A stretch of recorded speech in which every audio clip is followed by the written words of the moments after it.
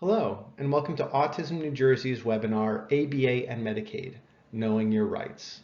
This is part one of a two-part webinar series brought to you in co-sponsorship by the New Jersey State Bar Foundation. My name is John Gottlieb. I'm Autism New Jersey's Director of Information Services. At Autism New Jersey, I write our non-clinical website content, maintain the referral database, and run the 800-4-Autism helpline. I'd like to start off with a thank you to the New Jersey State Bar Foundation for co-sponsoring this program. I also want to jump into two quick housekeeping issues.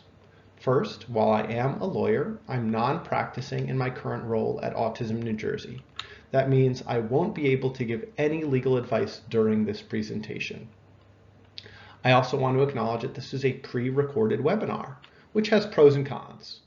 One of the cons is that you won't be able to ask any questions in real time. However, feel free to save those questions and direct them to our helpline staff by calling 1-800-4-AUTISM or emailing us at information@autismnj.org.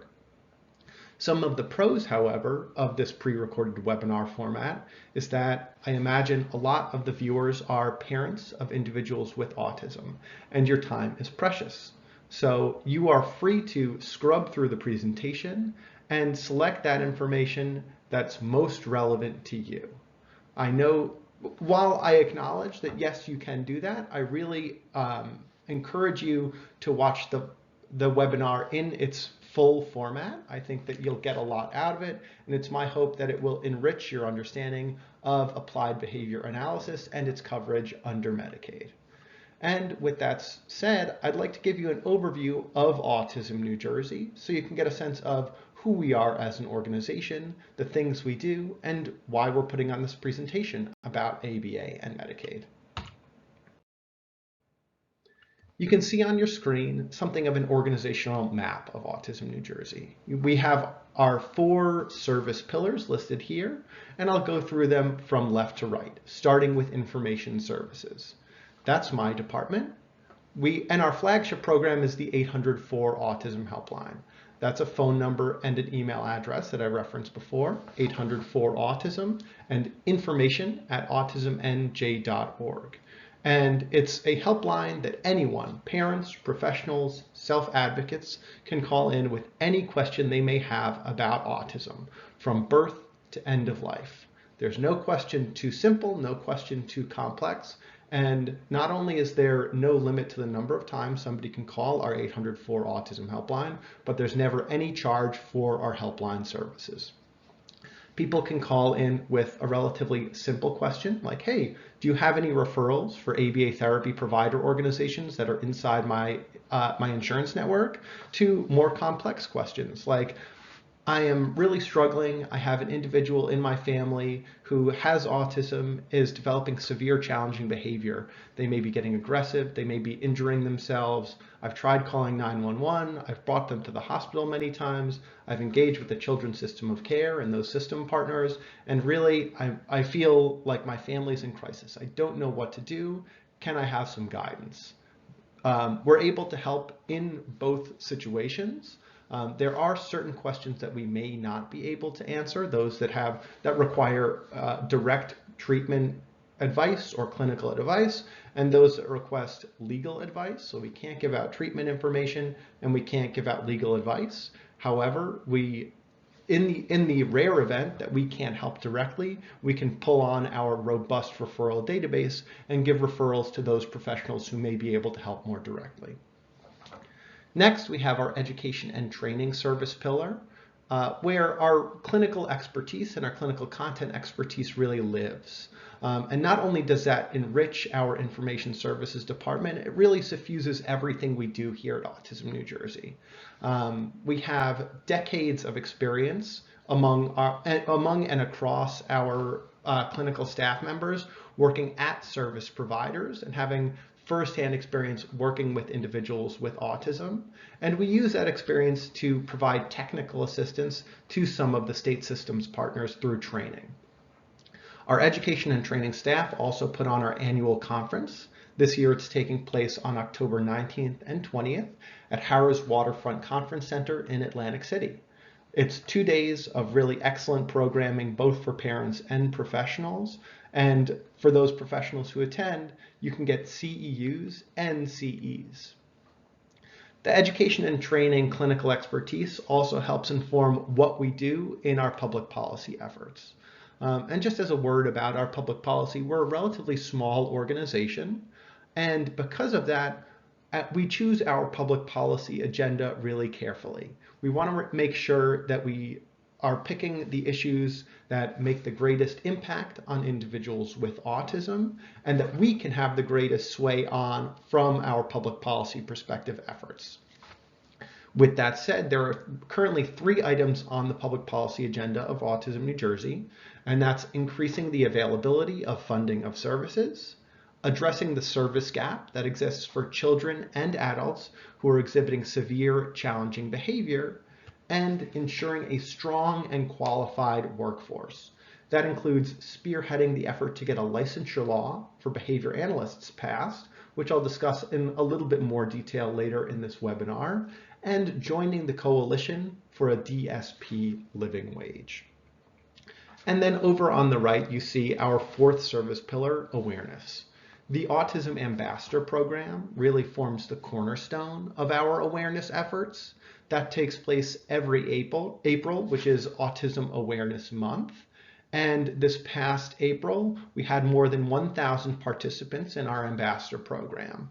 They were school districts, autistic individuals, local businesses, family, friends, and what they do through our ambassador program is they get a platform to share their personal stories and distribute information about autism within their local communities.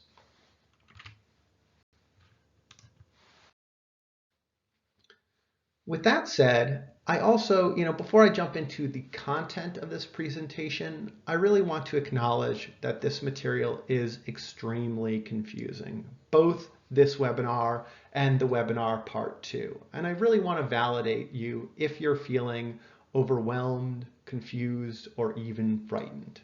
If you are feeling those ways, you're not alone.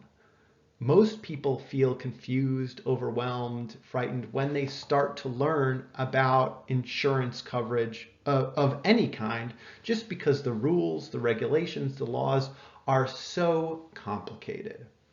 It can really feel like walking through a maze.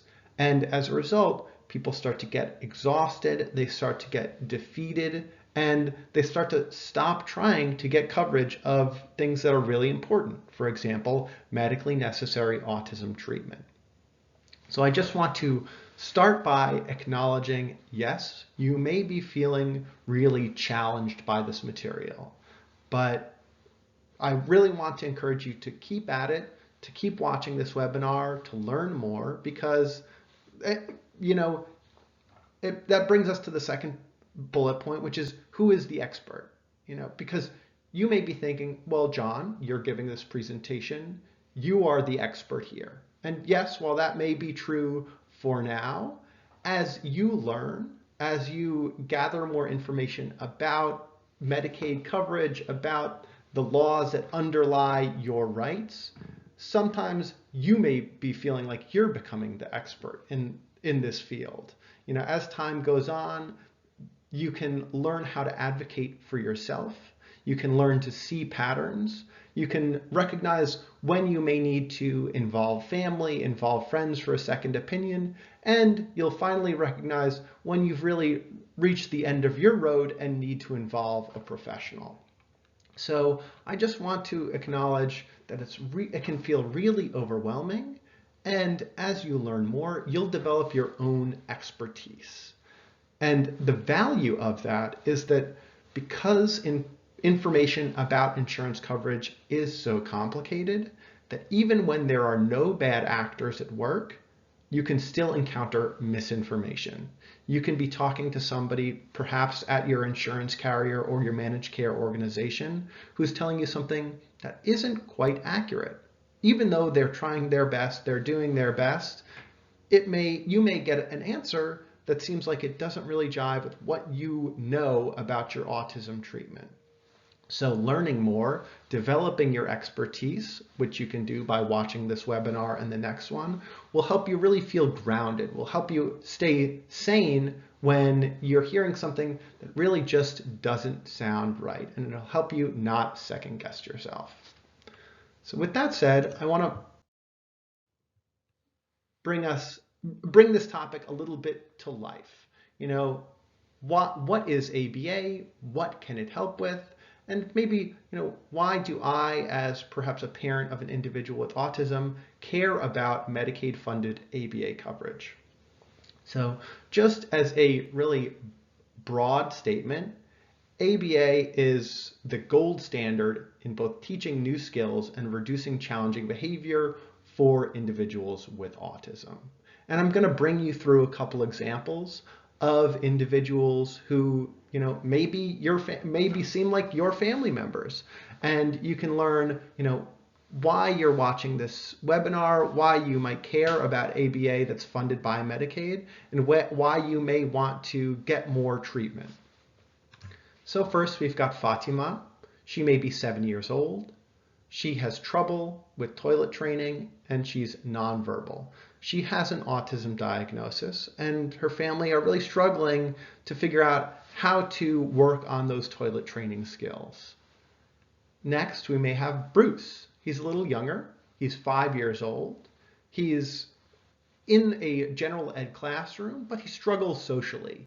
He has difficulties with transitions, and his parents are worried, why isn't he developing in a way that seems more typical to his peers?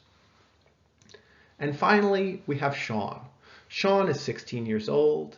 He has an autism diagnosis. He's exhibiting aggression. He's engaging in self-injurious behavior, and his family is feeling like they are in constant crisis. They're calling the service providers, but they don't really have anybody in place who's delivering high quality ABA. They're calling 911 because they don't know what to do when he's exhibiting this aggression or self-injurious behavior. They're taking him to the hospital, but the hospital really isn't set up to deliver behavioral health treatment. And they really, they're trying to figure out how to deal with his behaviors, how to manage them, and how to address them, how to treat them. So if all of these individuals are eligible for Medicaid, they may be able to get ABA therapy. Under an ABA therapy treatment plan, the treatment provider can set goals that are important to the family, observe, measure, and improve behavior, and help the family understand how the environment affects that behavior. And finally, it can also help generalize skills across environments. So if Fatima, Bruce, and Sean's family are eligible for Medicaid but don't have it, they may benefit from this presentation because you'll learn how to enroll in Medicaid. You'll learn who is who under NJ Family Care, which is the name for New Jersey's version of the Medicaid program. You'll learn a little bit about the legal framework for Medicaid and a benefit called EPSDT, which is really where the entitlement to ABA therapy covered under Medicaid comes from. And finally, you'll learn some coverage advocacy strategies and tips, some things that you can do when you really don't feel like you're getting what you need from Medicaid or what you're entitled to.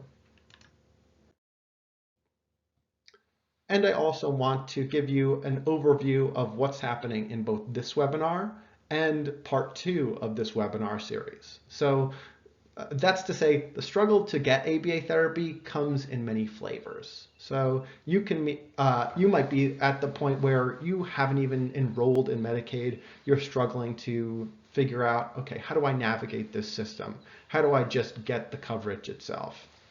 You may be thinking, okay, I've got Medicaid, but I don't have a documented diagnosis of autism. How do I work within Medicaid to get that diagnosis?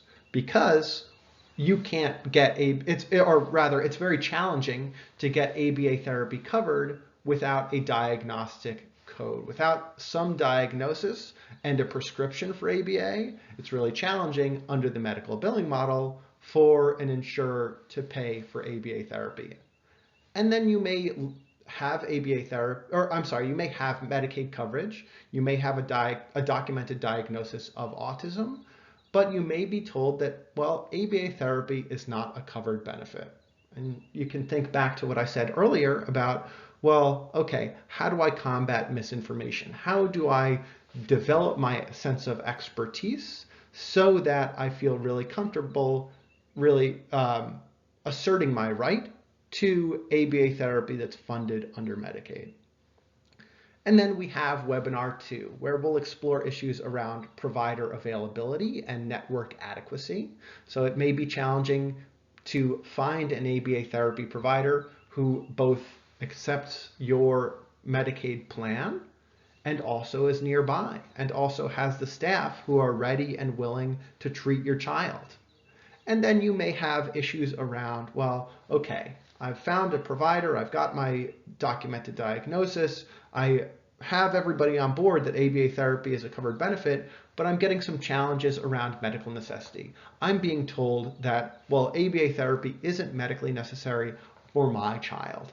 How do I respond to those? What do I do? That is something you can really look to webinar 2 for some of the answers, some of the guide rails to that process.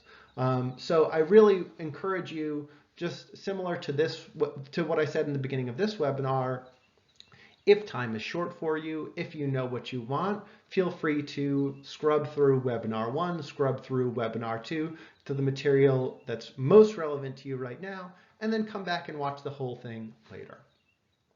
So with that said, with kind of the architecture of the 2 webinars set up, I really want to jump into getting enrolled. So I'll walk you through the process of enrolling in Medicaid, learning about Medicaid, and then we'll talk through some of the laws that underlie Medicaid itself and your rights as a Medicaid member. So I really want to first start off zooming out as far as possible to describe Medicaid in New Jersey. So in New Jersey, there are 2 main Medicaid programs. They're called NJ Family Care and the NJ Family Care Aged, Blind, and Disabled program. To qualify for NJ Family Care, you must live in New Jersey, be a U.S. citizen, or meet certain immigration requirements, meet certain guidelines for income, and for the Aged, Blind, and Disabled programs, meet certain guidelines for resources or assets as well. For children, Medicaid will often look to parent income to determine eligibility. And so what they look at is what's called the Modified Adjusted Gross Income, or MAGI. And that's not to say it's just a dollar amount. Instead, the Medicaid system looks to the family income along with the number of family members. So you may be thinking, okay, this is a lot of information. What does it really mean for me? Well, for children under the age of 19, the family income is means tested. So you have to fall below a certain monthly family income for that child to be eligible for NJ Family Care. For kids under 18, it is 355% of the federal poverty level. So to give you a sense of what that means, in 2023, 355% of the federal poverty level, which is the cutoff for children under 18, was $8,875 per month for a family of 4. Because remember, the modified adjusted gross income doesn't look just at the dollar amount, it looks at the dollar amount and is adjusted for how many people are in that family unit. I also want to come back to the immigration requirements. So usually, or rather in the past, NJ Family Care had relatively strict immigration requirements. To be eligible, not only did you have to live in New Jersey, you also had to be either a citizen, a legal permanent resident or green card holder, or an asylee, or fall into one of a few different kind of carved out categories of immigration status. However, in January 1st of 2023, this year, there is a new initiative called Cover All Kids, which is really wonderful. What it means is that as of January 1st, children can qualify for NJ Family Care regardless of their immigration status. So it opened the door to a lot more people to participate. It means that children who need treatment are going to get more treatment. And it has relaxed some of the immigration requirements for NJ Family Care for those children. That doesn't apply to individuals over the age of 18. So if you have questions about whether you're eligible, you can go to the NJ Family Care website, which I'll refer to a few times during this presentation. That's njfamilycare.org. Finally, I want to address what is sometimes a misconception or a myth about NJ Family Care or Medicaid in New Jersey, which is that, okay, well, if I have a child who has autism, well, then they are automatically eligible for Medicaid. Unfortunately, that is not the case. So there is no waiver of the means test due to disability. Some other states, their Medicaid systems work that way. New Jersey doesn't. So even if you have a child with autism, you still may have to, or you still will have to meet certain guidelines around family income to be for your child to be eligible for NJ Family Care. And now that we've discussed just the general outlines and structure of how NJ Family Care works, I want to help you understand how to enroll. There are 3 methods that you can use to enroll in NJ Family Care. Of those, I want to talk about online enrollment first because it is the easiest and it is the fastest. You can see that URL up on your screen. Feel free to press pause, write it down, put it into your browser right now in the address bar. It's right there on your screen. That's where you can apply to be enrolled in Medicaid. So if you don't want to type down all of that, you can also apply online by going to njfamilycare.org and click the apply button. It should be pretty easy to see. And if you need a little help, if you need a little extra structure, like I said earlier, you can call us 800-4-AUTISM or email us at information@autismnj.org. A member of our helpline team would be happy to help. After applying online, you can also, or rather, in addition to applying online, you can also apply in person. In order to do that, you'll have to find an office near you. You can find the NJ Family Care regional offices by going to njfamilycare.org, or you can apply in person through a Medical Assistance Customer Center or a MAC office. There are 4 different MAC offices in New Jersey, each of which cover at least 2 counties. Usually they cover more than that, but I believe the Bergen office covers only Bergen and Hudson County, and then the other 3 offices cover the rest of the state. And you can find your regional MAC center by searching the Division of Medical Assistance and Health Services website, or again, calling our 800-4-AUTISM helpline. Call us at 800-428-8476, and we can direct you to where your local MAC office is if you need to apply in person for NJ Family Care. And then finally, you can apply by phone. I believe that they won't let you complete your application over the phone, but you can certainly start the application by calling that number that's on your screen, 800-701-0710. And then a frequently asked question that we get on our helpline is, well, am I still eligible and can I still enroll in Medicaid if I have commercial insurance, if I get insurance already through an employer? And the answer is yes, depending on whether you meet all the other eligibility requirements. Commercial insurance on its own is no barrier to getting NJ Family Care. If you have commercial insurance, you apply for and are enrolled in NJ Family Care, NJ Family Care will then become the secondary insurance plan.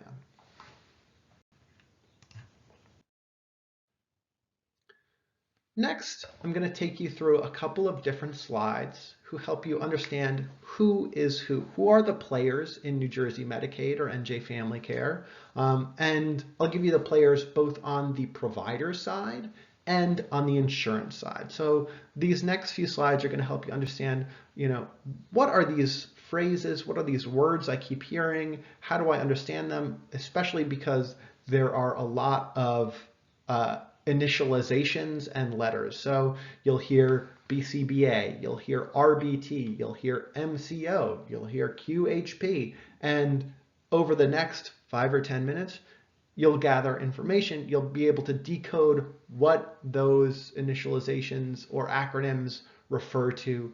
Who are they? Which of them are people and which of them are organizations? So let's start on the provider side. I'll start off by talking about the Behavior Analyst Certification Board, or BACB. You can see it in small letters on the left-hand side of your screen. Since 1999, the Behavior Analyst Certification Board has been administering a voluntary certification program designed to ensure a minimum level of knowledge for those who practice ABA. You can see the 3 levels of certification in those boxes on the right-hand side of your screen. Those are a BCBAD for those with a doctoral degree, a BCBA for those with a master's degree, and a BCABA for those with a bachelor's degree. The BACB, so the certification board, also has a designation for RBT, or Registered Behavior Technician. And that's a certification that establishes training standards for behavior technicians, who are the professionals who implement behavior plans directly with clients. I think it's really important right now to touch on the role of the Behavior Analyst Licensing Act. So that is an act I referred to earlier when I was talking about our public policy efforts. Autism New Jersey led the advocacy on that act that was signed into law by the governor in January of 2020. There will be a behavior analyst licensing board that's right now tasked with drafting the regulations that will govern the profession. And those regulations will ensure that the autism community is served by qualified, competent, and ethical professionals. So that's an overview of what the BACB is, what BCBAs are, and what RBTs are. Next, we'll talk about managed care organizations, or MCOs. If you're watching this webinar, you may be familiar with what an MCO is already. But if you're not, in short, a good way to think about it is an insurance company that carries out Medicaid. So that administers Medicaid to the Medicaid members. And the reason it's important to understand who the MCO is, who your MCO is because, number one, it impacts what types of, which providers you can work with, because likely you will only have in-network benefits under your Medicaid plan. And number two, it'll help you understand the legal structure and the framework of how things work in the Medicaid world, because the laws that apply to Medicaid are written from the perspective of the state, but you have the actors who are the MCOs. So at the end of the slide, hopefully you'll understand how, kind of the through line, how it all fits together. But to rewind, we've just talked about enrollment. Once you're enrolled in MJ Family Care, you need to choose an MCO. So you choose a health plan that provides health coverage services. As of 2023, when this presentation is being recorded, each of these MCOs are available in every county in New Jersey, with the exception of WellCare, which is not available in Hunterdon. But WellCare is available in every single other county in New Jersey as well. If you're choosing an MCO and you want a little guidance, you can go to njfamilycare.org and select the Choosing a Healthcare panel on the left-hand side of the website. There you can find some guides that kind of bring you through the process of choosing an MCO, and there are healthcare brochures in both English and Spanish on that website. Some good things to think about when choosing an MCO are, what types of services are you looking to get under your health coverage plan? Not just behavioral health, although that is a big one, but this is going to be who provides your primary care as well. So it's really important to really feel comfortable with your choice of MCO and to feel secure that you have providers in that network who are going to work well with your family, who are close to your home, and who are kind of convenient for you to get to. And as I said earlier, understanding the structure of New Jersey Medicaid lying above these MCOs is important because the laws and regulations that are described in both this presentation and in the second presentation in this webinar series apply to MCOs when they're acting on behalf of the state. So with respect to the laws often dictate what the state must do, so what New Jersey must do. But as MCOs, these companies are carrying out the function of the state Medicaid organization. And those obligations can't be delegated away. Therefore, in some cases, the laws about Medicaid, the laws that state what New Jersey has to do as a state that carries out Medicaid functions, apply to the MCO as well. And then continuing on the insurance provider side, I also want to introduce the concept of qualified healthcare professionals, or QHPs. And you'll see them over on the on the right-hand side of your screen as two little people with these boxes for heads. And that's because QHPs are people. So a QHP is a qualified healthcare professional. This is an insurance term. And in short, often insurance companies will demand that diagnoses and treatment be provided by someone who's qualified to administer the diagnosis or to administer the treatment. Typically, a diagnosing QHP for autism is the physician or psychologist who makes the diagnosis and recommends ABA services. And then the treating QHP is the BCBA who develops, oversees, and sometimes implements the treatment plan.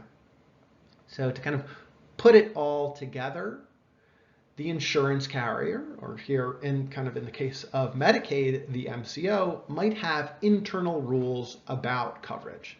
They may demand that certain doctors, and only those doctors, are diagnosing QHPs. And only certain levels of BCBA are treating QHPs. And as you'll see over this webinar series, there are laws and rules that govern what internal policies carriers can make and MCOs can make about what restrictions they can put on your health coverage. And then finally, as we've gotten through the who's who, I just want to do a quick note about a distinction. QHP is used in two different places when we're talking about insurance. When I'm talking about it, it will only be about the diagnosing and treating qualified healthcare professional. If you look up QHP, you also may see that it stands for Qualified Health Plan. The Affordable Care Act, which is a law about insurance that we'll get into in the next webinar, defines QHP as an insurance plan that's certified by the health insurance marketplace. But just to kind of disambiguate that, if you hear me say QHP, I'll be talking about the qualified healthcare professional. These two people, the diagnosing QHP or the treating QHP. And now that we know who is who, how to get enrolled, and kind of what are the general requirements for Medicaid and NJ Family Care, I want to delve into a little bit of the legal framework of how Medicaid came to be, and ultimately what gives Medicaid members the right to coverage of medically necessary ABA therapy. The Social Security Act, which was signed into law in 1935 by President Johnson, created Medicaid. And the Social Security Act has been amended many times over kind of the subsequent nearly 100 years. One of those amendments introduced a benefit called EPSDT, which we'll be spending a lot of time talking about. But EPSDT stands for Early Periodic Screening, Diagnosis, and Treatment. So it was first introduced into Medicaid by an amendment to the Social Security Act, and then expanded greatly in a 1989 amendment. And ultimately, as you'll see over the next few slides, because of that early periodic screening, diagnosis, and treatment benefit, Medicaid must cover medically necessary ABA therapy, occupational therapy, physical therapy, speech therapy, and diagnostic evaluations for individuals 0 to 21. And unfortunately, my screen is covering the 0 to 21, but don't worry, there will be other slides that show the 0 to 21 limit, and these slides will be made available. So on our website, if you'd like a copy of these slides, you will be able to download a PDF copy.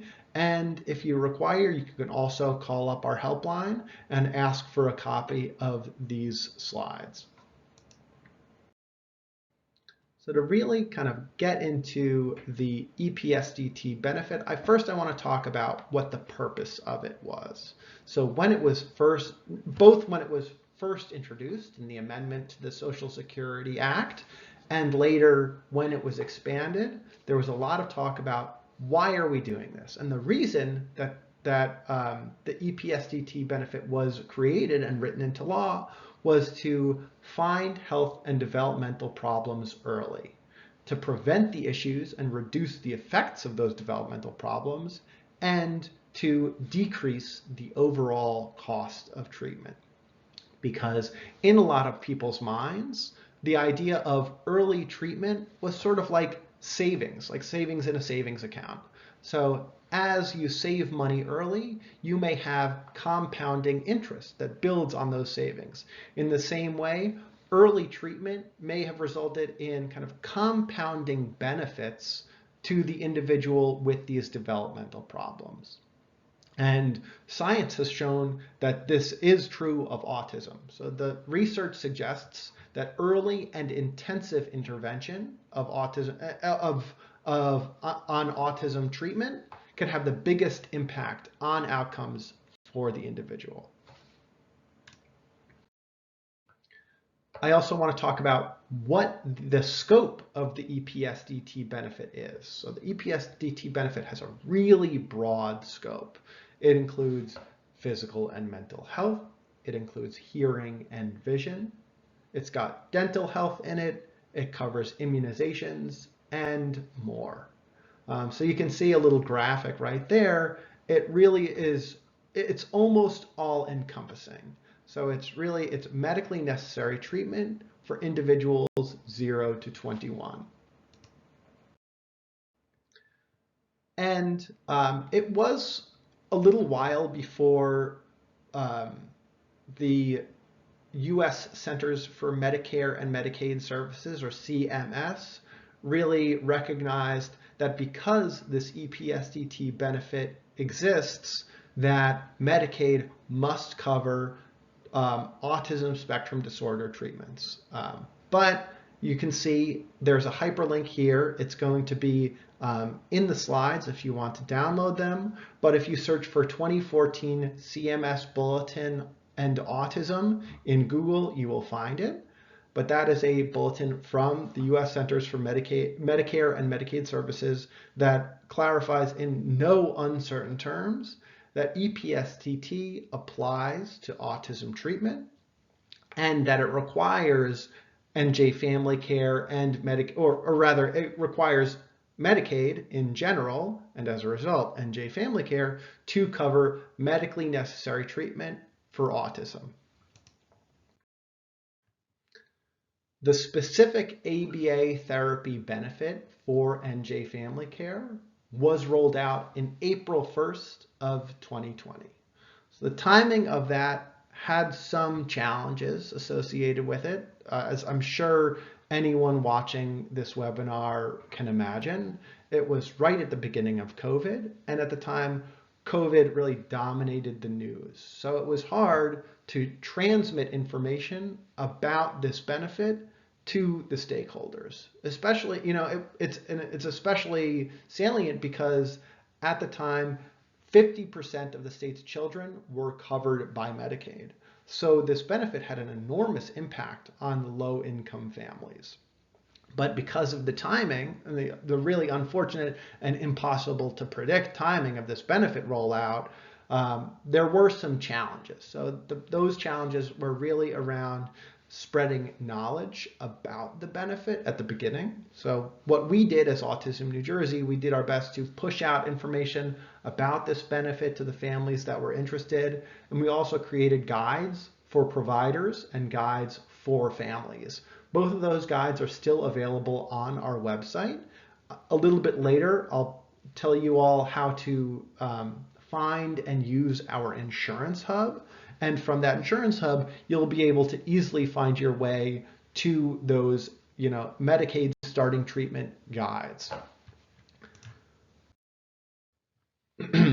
But really bringing it to the bottom line on EPSDT and the EPSDT benefit for autism, the bottom line is that if you have Medicaid for your child who's under the age of 21, they have a right to medically necessary autism intervention, which includes ABA therapy, speech therapy, occupational therapy, physical therapy, and diagnostic and diagnostic evaluations. So really, this is a great slide. Feel free to pause it here, take your screenshots. This is the bottom line on that benefit for EPSDT, and this is where that entitlement comes from. It comes from EPSDT. It gives you the right to medically necessary autism interventions for children under 21. And now I just want to give you a little bit of a summary and to really stitch this all together to help you understand how the different pieces fit in. And we have our friends diagnosing and treating QHP here on the screen as well. So to start, you've got to enroll. There are 3 ways.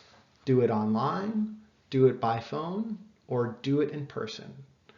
Remember, as you seek enrollment, income thresholds apply. Asset thresholds may apply depending on the type of NJ Family Care program you're applying to. And there is no bar for children's eligibility based on immigration status. Next, you're going to choose an MCO. Here's the list of MCOs on the right-hand side. You've got Aetna, Amerigroup, Horizon NJ Health, WellCare, and United Healthcare Community Plan.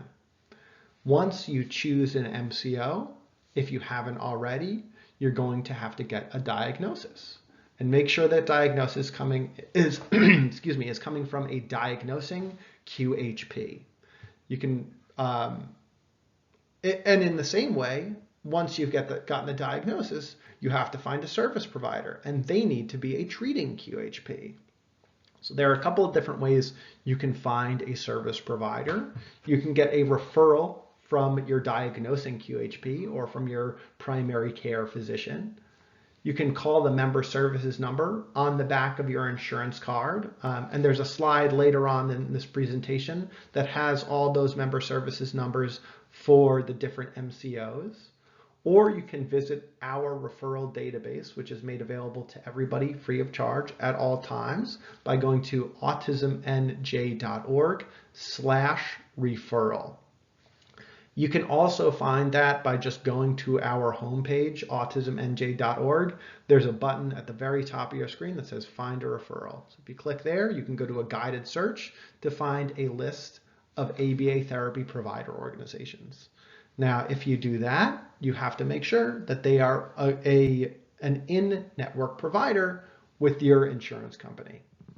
And you can do that either by asking whether they're in network, asking the MCO whether they're in network, or calling the provider themselves and asking what insurance companies they participate in. And then you start your treatment. But through it all, make sure to know your rights. Remember, refer back to that screenshot you just took. The EPSDT benefit, which is an amendment to the Social Security Act, gives NJ family care members ages 0 to 21 the right to medically necessary diagnostic services, applied behavior analysis, speech therapy, occupational therapy, and physical therapy. If you have questions are really what we do best on the helpline. There is a small typo in the URL at the top. Just use one HTTPS, but you can use that to go to our helpline page, or just call 1-800-4-AUTISM. You can also email us at information@autismnj.org. But the helpline is really the coming together of our service navigation knowledge, our experiences kind of working with families over the last 50 years at Autism New Jersey, and our connection within the autism community here in the state. We can help you figure out what's going on, and if there is a solution to be found, usually we can help you find it. So please call us at 1-800-4-AUTISM, email us at information@autismnj.org, or really check out our website, autismnj.org. You can find articles, you can find publications, and you can find referrals there.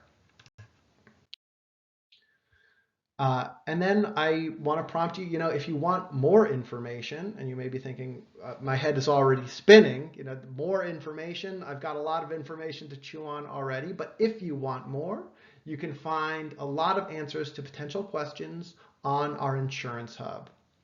So here is a picture of our website. You can see a screenshot. That's what you see if you go to autismnj.org. If you mouse over the Information Services tab at the top, you'll be able to scroll down and see our Insurance Hub. Our Insurance Hub has a ton of information. This is a screenshot of the section of our Insurance Hub about Medicaid. It's got these articles, it's got more, and this webinar will also be posted there, so it's possible that's how you found this webinar. But feel free to explore the Insurance Hub, to check out the really excellent articles that are there. There's one on understanding EPSDT, there's one on the nuts and bolts of starting treatment, and there's even one on Medicaid and how to enroll. And then also, once you're enrolled, if you encounter issues along the way, you don't just have to reach out to us, you always can, but many of the issues that you encounter can be resolved by contacting your MCO directly.